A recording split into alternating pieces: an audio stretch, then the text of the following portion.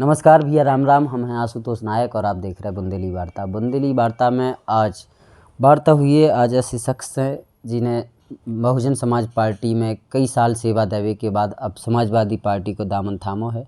बीते दिन समाजवादी पार्टी की सदस्यता ली है।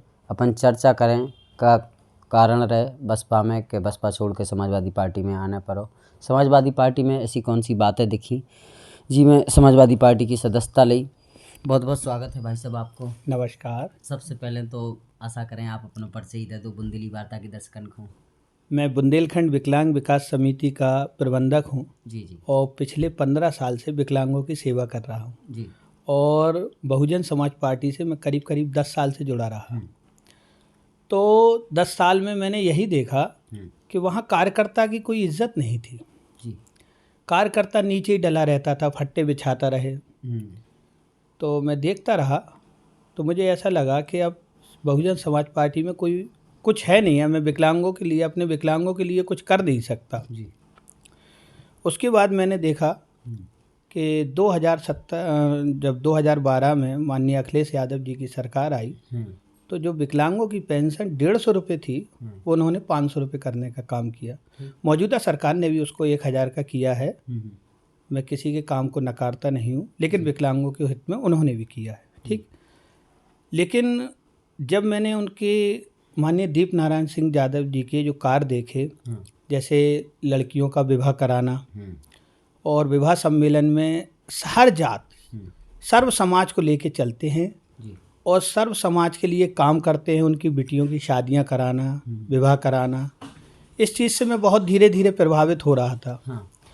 और मैंने उनके वहाँ जो गरोठा क्षेत्र में कार्य देखे, विकास कार्य, वो काफ़ी अच्छे थे।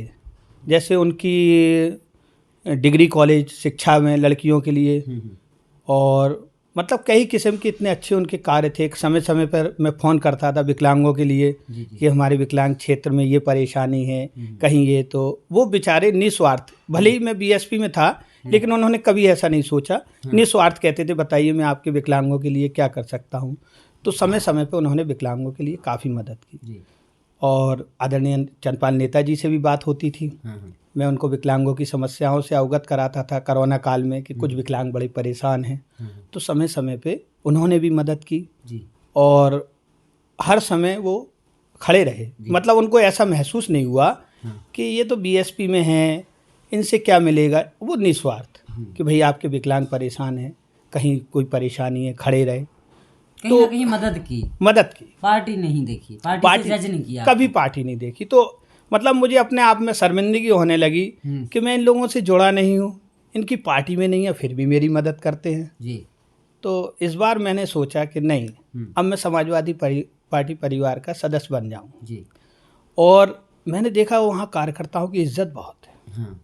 इतने बड़े बड़े नेता माननीय दीप नारायण सिंह यादव जी बड़ा सम्मान देते हैं कि आप पार्टी में आइए, तो आपको इतना स्वागत सत्कार कि मैं तो इस लायक भी नहीं हूँ जो मुझे सम्मान वहाँ मिला है, मैं इस काबिल नहीं हूँ। लेकिन उनको मतलब नहीं है, आप गरीब हो, आपके घर दीप नारायण जी आ जाएंगे, आपका भोजन कर लेंगे, आपकी समस्या सुन लेंगे। यही चीज़ देख के मैं प्रभावित हुआ और मैंने समाजवादी पार्टी परिवार ज्वाइन कर लिया। ये तो खूबियाँ थी समाजवादी पार्टी की जी, उनके नेताओं की जो विचार आपको अच्छे लगे, उनकी नीतियाँ जो अच्छी लगी। अखिलेश यादव को देखा है आपने, सुना है?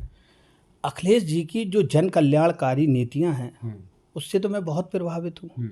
जैसे कि 2012 में जो बच्चे इंटर पास थे उनको पुलिस में काफ़ी अच्छी नौकरियाँ मिली और भी नौकरी, बेरोजगारी इतनी दिखी नहीं। और उनकी जैसे बेरोजगारी बच्चों को बेरोजगारी भत्ता, भाई बीकॉम करे लड़के थे उनको बेरोजगारी भत्ता माननीय अखिलेश यादव जी ने दिया, तो बच्चे परेशान नहीं थे।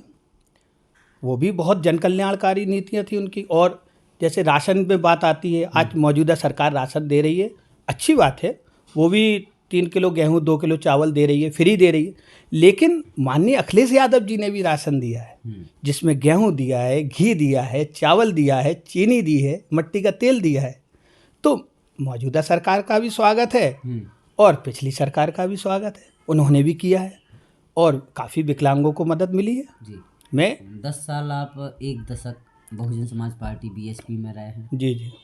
बीएसपी में और क्या क्या कमियां देखते थे और क्या क्या रहा वहाँ राष्ट्रीय स्तर से यदि देखें मायावती के वहाँ से देखें नीचे तक? देखिए, उनकी सबसे बड़ी एक कमी तो ये थी हम्म, कि जब आपकी सरकार बनी जी तो कार्यकर्ता को जन्मदिन में कोई टारगेट नहीं देने चाहिए। हाँ, किस जन्मदिन में भी टारगेट मिलता है। हाँ, सेक्टर अध्यक्ष को 5,000 रुपये ले आइए, हाँ, 3,000 रुपये ले आइए। तो मुझे ऐसा महसूस होने लगा कि ये तो बहन जी के जन्मदिन पे पैसे हाँ पदाधिकारियों से, हाँ हाँ कार्यकर्ताओं से। हाँ उनको टारगेट देते थे। हम्म, अब भाई सेक्टर अध्यक्ष क्या करता होगा? हम्म, कोई कमाता थोड़ी है। हाँ। भाई राजनीति होती सेवा भाव। अब वो सेक्टर अध्यक्ष बूथ संभाले कि आपको जन्मदिन में 5,000 रुपये दे। हाँ।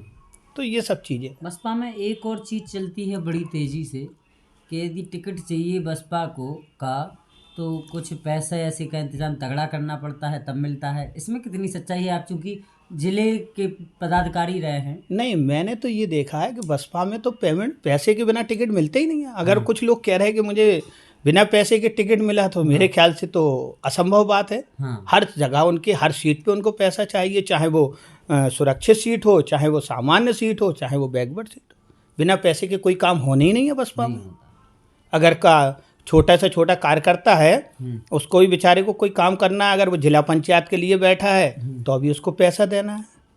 पार्षदी में जा रहा है तो उसको पैसा देना। अरे भाई, हर चीज़ में पैसा। अब कई लोगों के जो टिकट कटे हैं वो किसी कारणवश तैयारी कर रहे थे, उनके टिकट काट दिए गए। ऐसा क्यों? सिर्फ पैसा।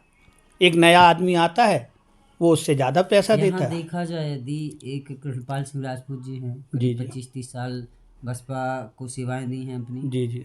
आप भी उस दरमियान उनके साथ रहे होंगे चूँकि 10 साल आप भी जुड़े रहे बसपा से, तो आपने उनका स्वभाव देखा होगा कैसे हैं वो। देखिए, आदमी तो भले हैं हाँ, और उन्होंने हमेशा, हम्म, वो आदमी भी सरल स्वभाव है हाँ, बीएसपी में, और काफ़ी दिन से उन्होंने बीएसपी में सेवाएं दी हम्म, और बीएसपी के लिए दूर दूर ड्यूटी करी, बच्चों को छोड़ा। हम्म, एक पुत्र उनका हम्म, ख़त्म भी हो गया था किसी कारणवश, लेकिन उनकी सेवाएं बसपा में अच्छी थी।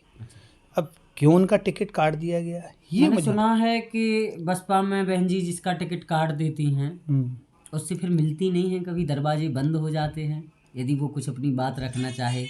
अब इतना तो मुझे नहीं मालूम कि मैं, नहीं मालूम बहन जी तक तो मेरी पहचान नहीं। पहचान। एक चीज़ बताइए, सीधा सा सवाल है बिल्कुल। जी कृष्णपाल सिंह राजपूत और दशरथ सिंह राजपूत, जी दो नाम हैं बबीना के। जी जी कृष्णपाल सिंह राजपूत पहले बसपा में रहे, उनको निष्कासित किया गया। जी इसके बाद दशरथ सिंह राजपूत को बसपा ने टिकट दिया। जी। तो इन दोनों में से आप किसे मजबूत मान रहे हैं, एक निष्पक्ष पूर्व बसपाई होने के देखिए, नाते? मैं कृष्णपाल राजपूत जी को तो जानता हूँ, दशरथ राजपूत जी से तो मैं मिला नहीं हूँ आज तक, और अभी तक तो मैं उन्हें जानता नहीं हूँ। बशर्ते ये सुना है कि यहाँ करारी में रहते हैं, हाँ। बस ये है, और ठेकेदारी, और मेरी उनसे कोई पहचान नहीं। अधिकतर सीटों की स्थिति देखें यहाँ झांसी में भी साहू समाज के वोट काटने के लिए ऐसा कह रहे हैं अधिकतर लोग कि कैलाश साहू को लड़ाया है। ऐसे ही वहाँ कमज़ोर प्रत्याशी उतारा है। क्या कुछ गुणा भाग लग रहा है, ऐसा आपको नज़र आ रहा है? ये गुणा भाग जो भी हो, लेकिन 90% हर जगह फाइट तो सपा और भाजपा में है। हाँ। और तो मेरे, बसपा के पतन का कारण क्या है? आप जैसे लोग जिला के पदाधिकारी रहे हैं और लगातार छोड़ रहे हैं, अलग अलग पार्टियों में जा रहे हैं बसपा के लोग। बहुत गहरी, किसी से भी पूछो तीसरे नंबर की लड़ाई है, चौथे नंबर की लड़ाई चौथे नंबर पे है। देखिए, मुख्य कारण क्या है पतन का? बहुजन समाज पार्टी का पतन का कारण है रोडों पे नहीं निकलना। जी। जब तक आप जनता में जाएंगे नहीं, हम्म, जब तक जनता आपको पहचानेगी नहीं, ना तो बहन जी जाती रही, हाथरस वाला कांड हुआ, हाँ हाँ और कई जगह ऐसी दुर्भाग्यपूर्ण घटनाएं हुई जहां बहन जी नहीं पहुंची। बहन जी किसानों में भी नहीं गई, वहाँ माननीय अखिलेश जी ने मेहनत करी, उन्नाव भी पहुँचे, हाथरस भी पहुँचे। अखिलेश जी के जो उनके प्रवक्ता हैं माननीय भदौरिया जी, वो तो बेचारे इतने पिटे हैं। तो वो रोड पे जो दिखेगा राजनीति में, अब जनता चाहती है कि हमारे साथ सड़क पर संघर्ष चाहिए, संघर्ष चाहिए। अब आप संघर्ष से दूर है बसपा, काफ़ी दूर है, संघर्ष से काफ़ी दूर है, और कहीं भी वो दिखे ही नहीं है।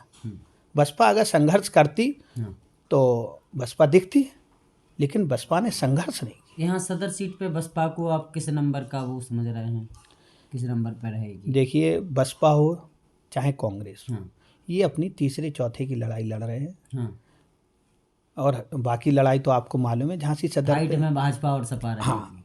सपा और भाजपा की अधिकतर सीटों पर लड़ाई देखी जा रही है। मेरे ख्याल से जो उत्तर प्रदेश की 90% सीटें हैं उसमें समाजवादी पार्टी और भाजपा की फाइट है। और समाजवादी पार्टी की मेरी उम्र हुई है जब से समाजवादी पार्टी बनी है, जी। मैंने इतनी ज़बरदस्त लहर नहीं देखी जो मैं अब इस देख बार लहर है समाजवादी पार्टी की। लहर नहीं, इसको हम आंधी कहेंगे। हाँ। और ये पश्चिम से उठी है जो आंधी, हाँ। ये पूर्वांचल तक शायद सुनामी बन जाएगी। देखेंगे आप 10 मार्च को हाँ। कि जो माननीय अखिलेश जी कह रहे हैं 400 सीटों का जनता में जो रुझान मिल रहा है, हाँ। वो दिख रहा है कि शायद समाजवादी पार्टी को जनता 400 सीटें दे दे। 400 कुछ ज़्यादा ही नहीं है, अतिशयोक्ति नहीं है इसमें। देखिए, अतिशयोक्ति नहीं है, जो लहर दिख रही है, जो आंधी दिख रही है, पश्चिम में भी मैं देख के आया हूँ। अलीगढ़ है, मेरठ है, आगरा है, यहाँ आदमी साइकिल के अलावा कोई बात ही नहीं कर रहा। हाँ। मतलब भाजपा की जो लहर थी 17-19 में, वो अलग समझ में आती थी। बस में बैठिए आप, ट्रेन में दीपनारायण सिंह की क्या स्थिति रहेगी, आपको क्या लगता है? वहाँ बबीना में क्या स्थिति रहेगी? देखिए, दीपक जी बुंदेलखंड का एक रत्न है। हाँ। और अगर जनता ने एक बार गलती करी है तो गरोठा की जनता ने बहुत उसका पछतावा करा है। और इस पछतावे को जनता 10 मार्च को ख़त्म करते हुए माननीय दीपनारायण सिंह यादव जी को इतनी बड़ी संख्या में जीत दिलाएगी जो शायद हम लोगों ने सोची भी नहीं होगी। काफ़ी बड़ी जीत होने जा रही है। और सर्व समाज में माननीय दीपनारायण सिंह यादव जी छाए पड़े हैं। चाहे वो कोई भी समाज हो, वो एक समाज के लीडर नहीं है। जो उनकी आप जाएंगे उनके प्रचार के लिए? मैं बिल्कुल जाऊंगा और निस्वार्थ में उनके प्रचार को जा भी रहा हूं और जाऊंगा भी। और जगह जगह अपने विकलांगों से कह रहा हूं कि माननीय दीपनारायण सिंह यादव जी के लिए हम जितना हो सके उतना मेहनत करें। वैसे तो उनके लिए मेहनत करना बहुत ज़रूरी नहीं है, क्योंकि उनकी जो स्थिति समझ में अलग दाग है। एक मतलब गरोठा का चुनाव मेरे ख्याल से बहुत बेहतरीन चुनाव चल रहा उनका और वो जीतेंगे।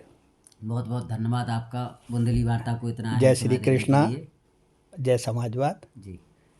बहुत बहुत शुक्रिया। बहुत बहुत शुक्रिया सर आपका भी।